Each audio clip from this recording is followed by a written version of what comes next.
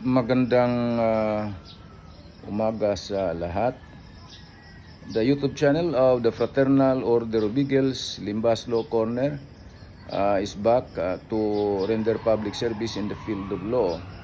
Brought to you by the Limbas Marangal Eagles Club of the Eastern Rizal Region 2 sa pamamagitan ng inyong lingkod na isang abogado din naman at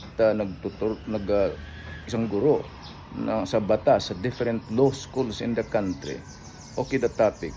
Okay, related ito ng isang diskusyon namin.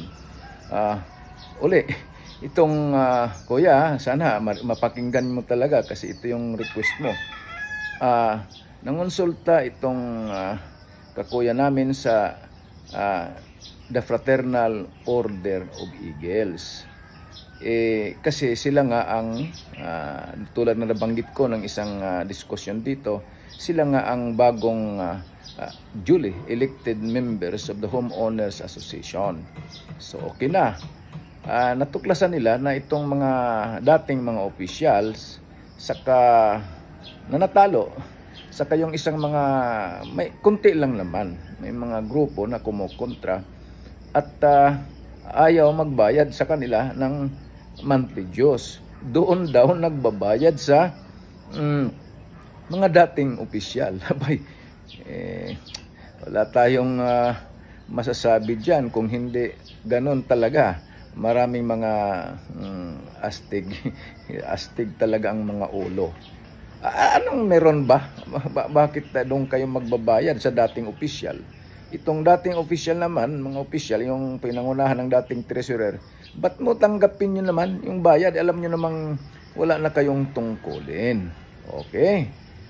Ikaw naman na membro din, ba't doon mo ibayad? Alam mo namang natalo na nga yung grupong yan. Bakit hindi ka na lang makipagtulungan doon sa mga bagong halal ninyong Homeowners Association?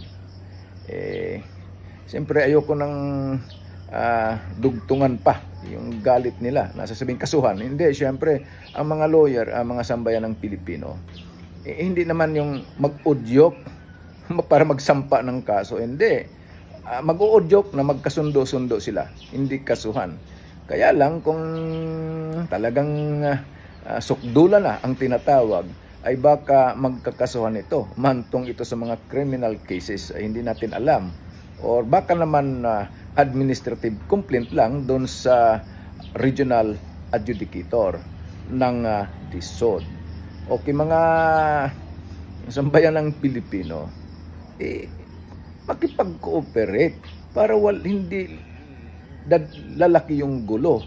Kaya nga mayroong Homeowners Association ayon sa batas para mapaayos ang relasyon at kabutihan sa community in coordination with the local government unit concerned. Hindi yung magpahirap sa community.